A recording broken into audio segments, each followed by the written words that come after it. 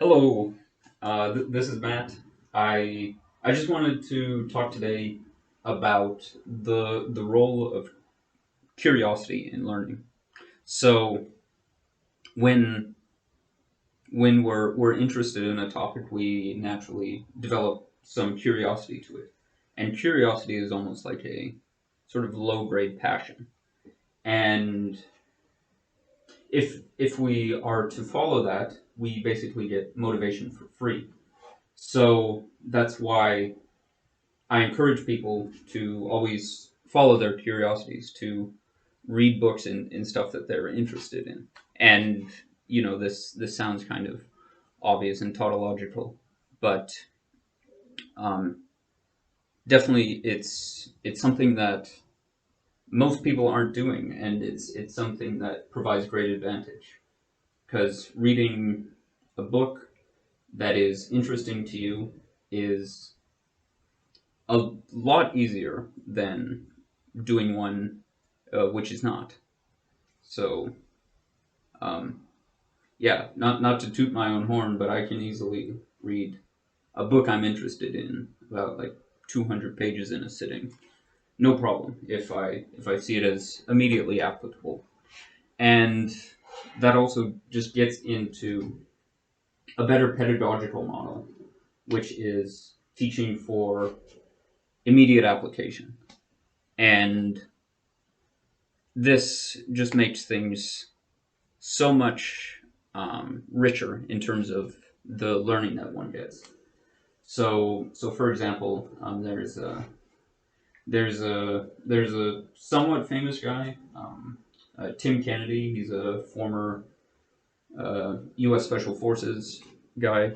He runs some sort of self defense courses and stuff like that, business consulting, and he's actually creating something of like a a school for children. And one of the principles is that the children learn for projects. So one thing I heard on this podcast was that he was making a one of the projects for the kids was to actually make their own monkey bars, which is very interesting, and it actually requires knowledge from many domains such as engineering, metallurgy, and welding, and I guess what we would call ergonomics, or how it works functionally. So so yeah, when the kids are doing that, they're just far more engaged. And when you compare the educational outcomes of, say, non-traditional schools such as Montessori or Waldorf schools to those of conventional schools, you do see significant significantly higher attainment, as even measured by standardized tests. And I know there's many problems with standardized tests, but um, even by that standard, the unconventional schools typically outperform typical public schools. And that's not to say that public schools are bad and you should avoid them, but just the Montessori slash Waldorf model tends to be more invested in the children. And public schools, they do suffer from lack of resources and attention, and and yeah, um, the teaching methodologies of, say, Waldorf or Montessori are more beneficial for the whole development of the child into adulthood. Um, and yes, it's something I've thought about. Is that is just the extreme advantage of having online education. So I can't calculate the value I've gotten out of just getting a Coursera it's Plus or Pro membership for 1 year. All the different topics I've learned from like Chinese medicine, uh, GIS, geographical information systems, deep learning, machine learning, AI, um, genomics, bioinformatics, systems biology, immunology. It's just the value I've gotten out of it was 500 Canadian for 1 year, and I actually ended up getting it reimbursed. So it was that was fantastic. And actually, I'm partway through doing the teaching English thing. I'm not sure if I'll finish it, just because I got other stuff on the go. But yeah, it's also a good alternative to that. And I think if you got a TESOL certification through the University of Arizona on Coursera, I think that would pay for the Coursera Plus membership by itself, just because I think these certifications are like $2,000 or something. I'm not sure though. And yeah, I don't want to make this a big advert for Coursera, but just the big advantage of online learning is you can really go at your own pace, and you can you can watch as many lectures as you want. And really, there's so much to learn out there. And yeah, you can actually get quite hyper efficient at this. And yeah, it's a great deal, because typically in a typical semester you have 5 or so courses, and you're tied to that.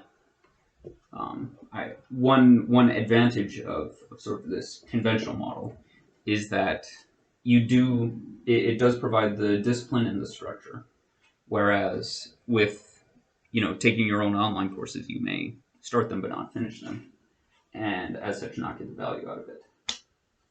So yeah, just for learning more effectively, what we need to do is put it into practice.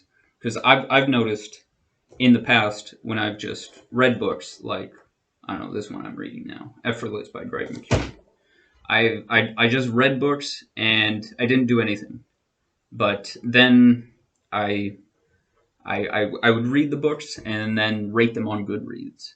And sometimes I'd write a short review, but quite rarely. And then I actually started doing these really short video reviews, and that was actually very effective for me. Not only did I make this video which summarizes the book and might be useful to someone else, I also get the added benefit of having to explain it in my own words, and that's actually significantly different from just reading a book and putting it on the shelf. Because yeah, I do read a lot of books, but like at least 3 a week generally. But yeah, I sometimes I can't recall them. So yeah, it's important to actually internalize the information we take, and the best way to do that is to apply it. And one of the best ways is to teach or co-create something. So, for example, taking a course and taking many different books and sort of collecting them, and making your own sort of creation from that knowledge. That's something that most books are to some degree. They are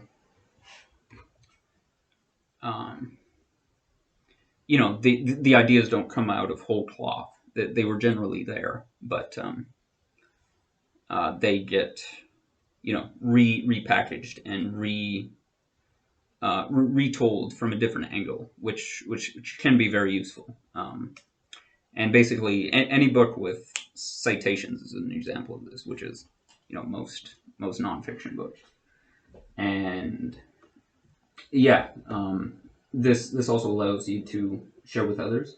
And I do think that teaching slash learning, this is this is far more effective than merely taking in. Um, so I do think that makes learning far more effective. You can do all these tricks like stop sub vocalizing and you know put a piece of paper so you only see the one line, all the speed reading stuff, which is decently effective.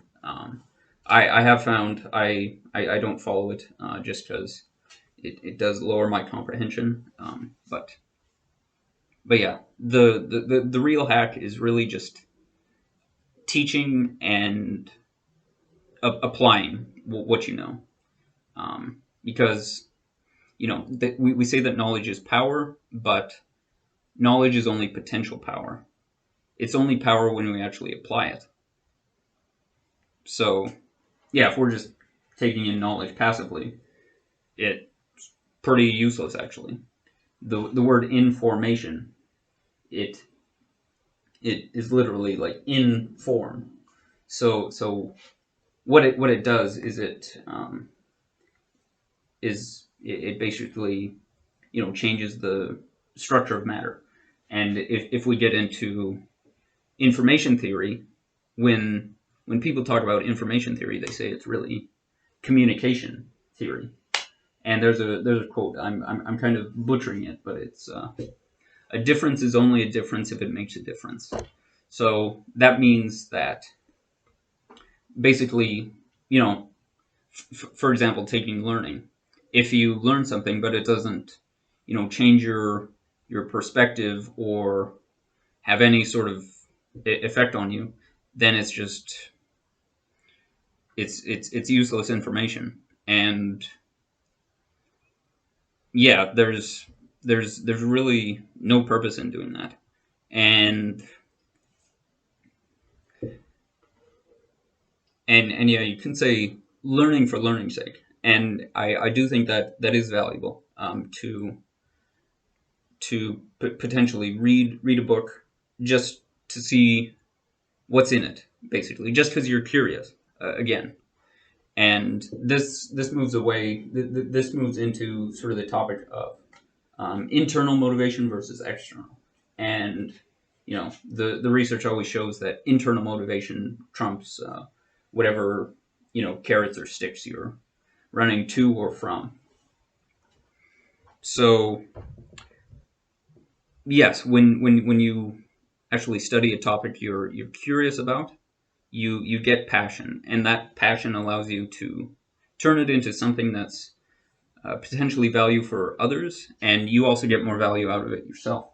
So it's really a win-win. So I guess in terms of actionable things, I would suggest the next book you read, try explain it to someone, or write a short review, or make a short explanation, something like that. Anyways, that's my my tip for today. So yeah, hope you have a good week. Um, Peace.